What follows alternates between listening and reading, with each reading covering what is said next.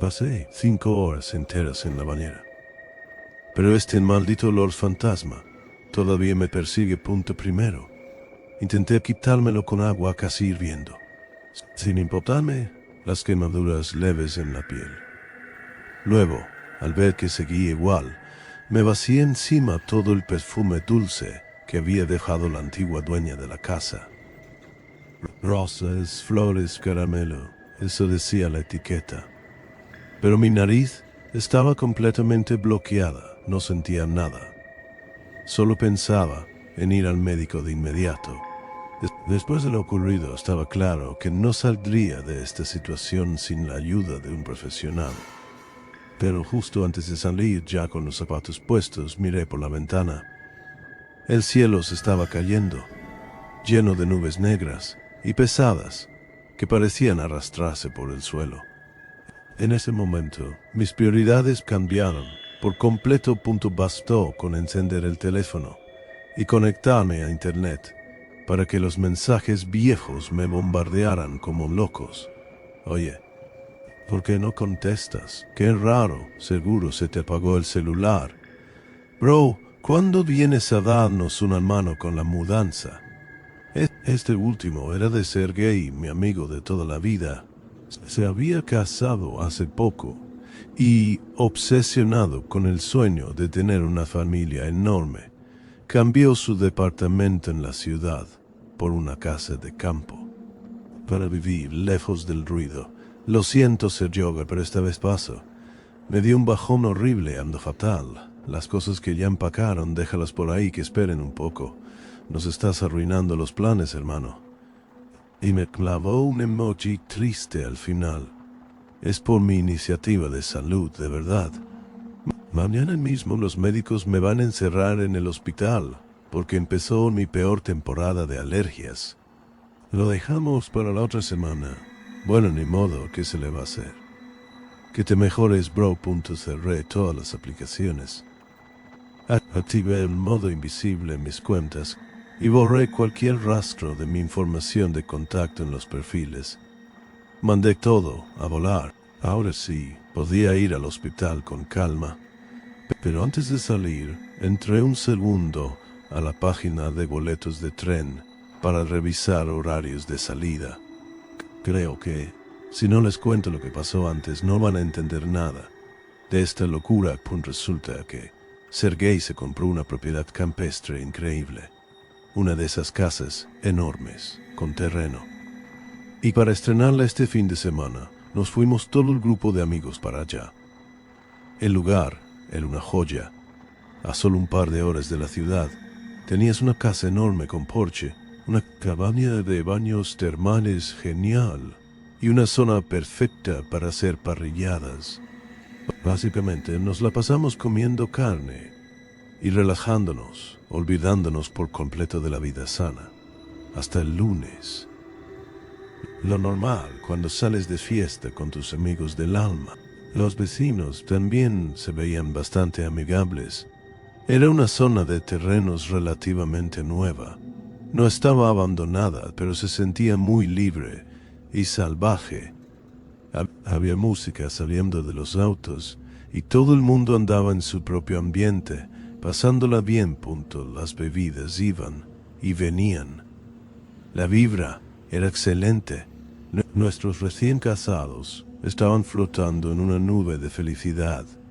No sé si era por la emoción de la mudanza o por pura alegría, pero a Sergio ya se le notaba una panza tremenda de tanto tomar cerveza.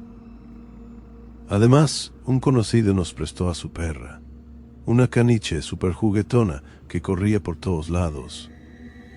El paisaje que rodeaba la casa era de película. Al frente tenías una pared verde de árboles gigantescos, y más allá se alcanzaba a ver el brillo del río. De día, con el sol a tope, aquello parecía un paraíso, con el canto de los pájaros.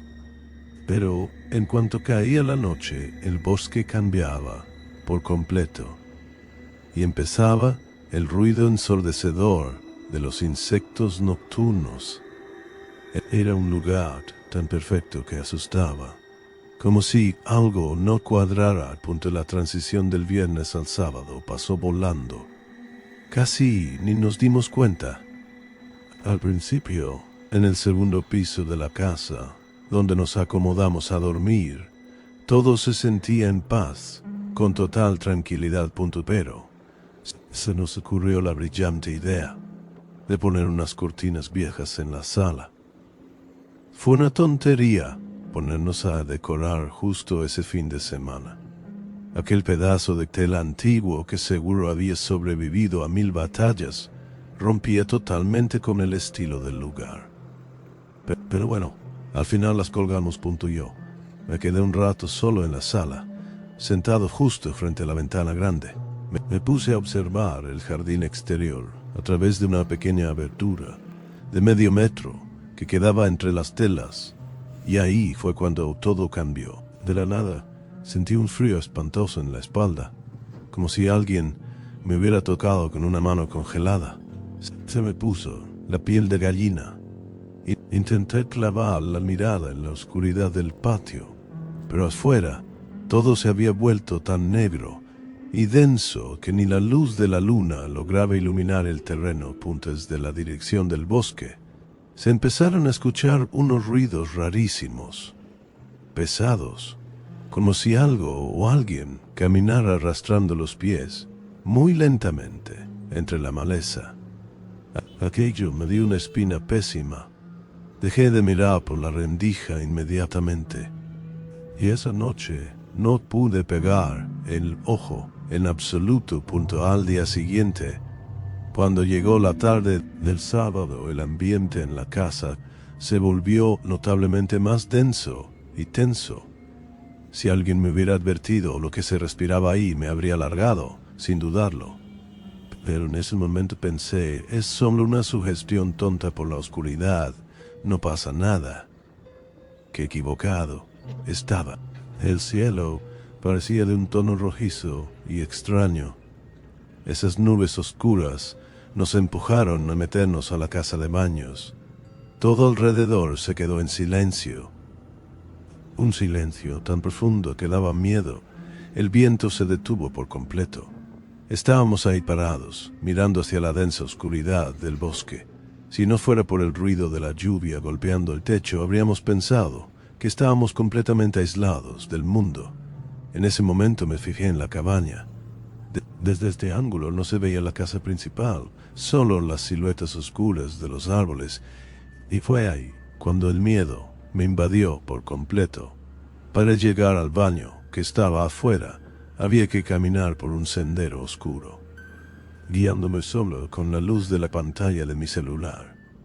Las historias de terror que habíamos contado no ayudaban para nada. Pensé en aguantarme y no salir, pero mi cuerpo no me dio otra opción.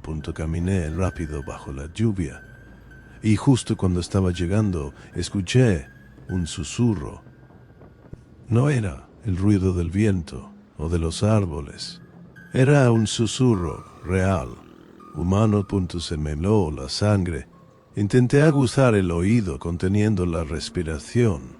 Se escuchaba un sonido extraño, rítmico, como si algo arrastrara una cuerda o una lona pesada sobre la hierba húmeda.